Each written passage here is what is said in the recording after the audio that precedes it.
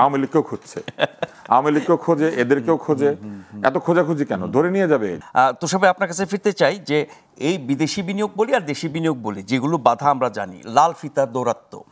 এই যে বিডা নির্বাহী চেয়ারম্যান আশিক চৌধুরী বলেছেন যে বেশিরভাগ বিদেশি বিনিয়োগকারীরাই দুটো বিষয় জানতে চাচ্ছেন। একটা হচ্ছে যে সরকার কি কি সুবিধা দেবে, এবং যে লাল ফিতা দৌরাত্ম্য আছে এটা কমানোর জন্য কি কি পদক্ষেপ নেওয়া হবে। এটা শুধু বিদেশি কেন, দেশি বিনিয়োগের ক্ষেত্রে তো প্রযোজ্য। একদমই, আমি এটাই বলতে চেয়েছিলাম যে লাল ফিতার দৌরাত্ম্য যতখানি না বিদেশিদেরকে আক্রান্ত করে, তার চেয়ে অনেক বেশি আক্রান্ত করে আমাদের দেশের একজন বিনিয়োগকারীকে। বিডার মতো একটা প্রতিষ্ঠান আছে যেখানে প্রায় ওয়ান স্টপ সার্ভিস অফার করা হয় বিদেশিরা আসলে, কিন্তু কোনো বাঙালি ব্যবসায়ীকে কি এরকম কোনো ওয়ান স্টপ সার্ভিস অফার করার কোনো প্রতিষ্ঠান আছে যে বাঙালি বিনিয়োগকারী যাবে এবং তাকে, বাংলাদেশের বিনিয়োগকারী যাবে, তাকে ওয়ান স্টপ কেউ সার্ভিস দিবেন? সেটা কিন্তু নাই। তাকে একটা ট্রেড লাইসেন্সের জন্য যে পরিমাণ কষ্ট করতে হয়, একটা এক্সপোর্ট ইম্পোর্ট লাইসেন্সের জন্য, পরিবেশের ছাড়পত্রের জন্য 13-14টা ছাড়পত্র জোগাড় করে একটা ফ্যাক্টরি বানাইতে আরো বেশি, গার্মেন্টস ফ্যাক্টরি 21-22টা লাগে, অনেক বেশি। তো এই যে এতগুলি ছাড়পত্র বিভিন্ন জায়গা থেকে জোগাড় করতে হয়, এইটার জন্য কি কোনো ওয়ান স্টপ সার্ভিস আছে? আপনি আপনার নিজের দেশের বিনিয়োগকারীদেরকে বড় হওয়ার জন্য সুযোগ তৈরি করে দিতে না পারলে বিদেশিদের জন্য একটা আলাদা খেলার মাঠ তৈরি করে দিতে পারবেন? আসলে সেটা হয়। এক্সপোর্ট প্রসেসিং জোন নামে আমাদের এইখানে যে ব্যবসা প্রতিষ্ঠানকে প্রণোদনা দেওয়ার জন্য জায়গা তৈরি করা হয়েছে, আমি মনে করি এটা হচ্ছে সবচেয়ে বড় ভুল। কেন ভুল বলেন তো?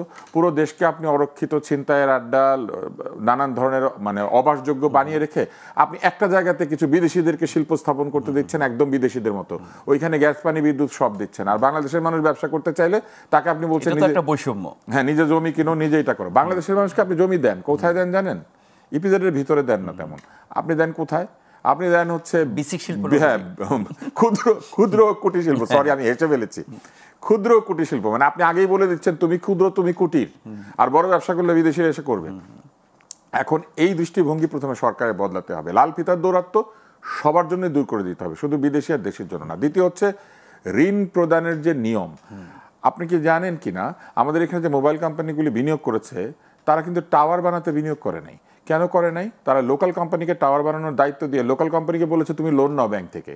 আমাদের টাকা দিয়ে টাওয়ার বানিয়ে প্রফিটের কিন্তু যে পরিমাণ নেওয়ার কথা সেটাই নিয়ে যাচ্ছে, কিন্তু বিনিয়োগ কিন্তু হ্যাঁ, কিন্তু বিনিয়োগ কিন্তু আমরাই করেছি। তার মানে আমাদের ব্যাংক লোন দিয়েছে টাওয়ারওয়ালাকে, টাওয়ারওয়ালা টাওয়ার বানিয়ে গ্রামীণকে বিল করেছে, কিন্তু নরওয়ে থেকে যে টাকাটা টাওয়ার বানানোর জন্য আনা দরকার ছিল এটা তো তারা নরওয়ে থেকে আনে না। একই কাজ করেছে অন্যান্য মোবাইল কোম্পানিগুলো। অধিকাংশ বিদেশি কোম্পানি বাংলাদেশে এসে বাংলাদেশি ব্যাংক থেকে লোন নেয়। আপনি কেন আমার ফান্ডে হাত বসাবেন? আমার মূলধনে আপনি হাত দেবেন কেন?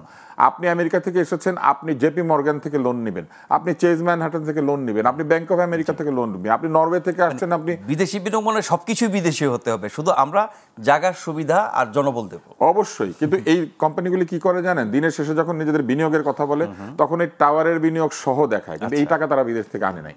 এই টাকা তারা এইখানেই ব্যাংক থেকে লোন নিয়ে টাওয়ারওয়ালা বানিয়ে থার্ড পার্টি হিসেবে সাপ্লাই করেছে। এরকম তারা এইখানে এসে থার্ড পার্টিকে এমপ্লয় করেন। তখন তারা একটা যুক্তি দেন, বলেন কি আমরা তো আপনাদের জন্য জব ক্রিয়েট করেছি। অবশ্যই আপনি জব ক্রিয়েট করবেন, কিন্তু আপনি আপনার পয়সা দিয়ে জব ক্রিয়েট করবেন। আমার পয়সা দিয়ে আমার জন্য কেন জব ক্রিয়েট করবেন? আমি আরেকটা ছোট্ট কথা বলি। আজকে পুরো ফেসবুক ছেয়ে গিয়েছে, জারা নামে একটি বিদেশি ফ্যাশন ব্র্যান্ড বাংলাদেশে আউটলেট খুলবে। যারা হচ্ছে সেই কোম্পানি যাদেরকে গত 3-4-5 বছর ধরে বলা হয়ে থাকে যে বাংলাদেশের মতো দরিদ্র দেশে তারা যেখানে এগুলো বানায় সেখানে তারা শ্রমিকদের পয়সা দেয় না। তাদের যে সাপ্লায়ার তাদের শ্রমিকদের কম পয়সা দেওয়ার জন্য কম ডিসকাউন্ট নানানভাবে শোষণ করে। এবং এই রিপোর্ট বাংলাদেশে বের হয়নি।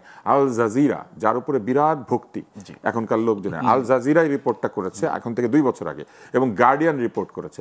গার্ডিয়ান আর আল জাজিরা যারাকে দায়ী করেছে শ্রমিক শোষণের জন্য, শ্রমের শোষণের জন্য। সেই শ্রমের শোষণকারী কোম্পানি যারা বহুদিন ধরে আমাদের এইখানে কাপড় বানিয়ে বিদেশে সেল করে, তারা একটা দোকান খুলবে। এটাকে আমাদের জন্য বিরাট সফলতা। এই যে বাঙালি যে বোঝে না যে কোনটা বিনিয়োগ আর কোনটা হচ্ছে বিনিয়োগের নামে চালবাজি, এইটা যে দেশে বোঝে না সেই দেশে যে কোনো কিছুকে বিনিয়োগ বলে চালানো যায়, আবার একটা রিয়েল বিনিয়োগকে ভাঙচুর করা যায়। বাটা বাংলাদেশে এসেছে 1962 সালে, তার আগে এসেছিল পশ্চিম পাকিস্তানে, বাটা ইন্ডিয়াতে এসেছিল তারও আগে। সেই বাটা ভাঙা হলো এক অদ্ভুত অজুহাত দিয়ে, অথচ বাটার জুতা পরে নাই। বাংলাদেশে এরকম কোন পা আছে? বাটা আমাকে পয়সা দেয় না ভাই। এটা সবারই ছোটবেলায় স্কুলে যাওয়ার জন্য তো। তাহলে যে বাটার জুতা এই দোকান ভাঙা হলো, আজকে সকালবেলা কেন প্রত্যেককে আমরা গ্রেপ্তার দেখলাম না? ধরেছে অনেককে, অনেককে না তো সবাইকে না, কেন বাকিদের খুঁজছে, আওয়ামী লীগকেও খুঁজছে। আওয়ামী লীগকেও খোঁজে, এদেরকেও খোঁজে।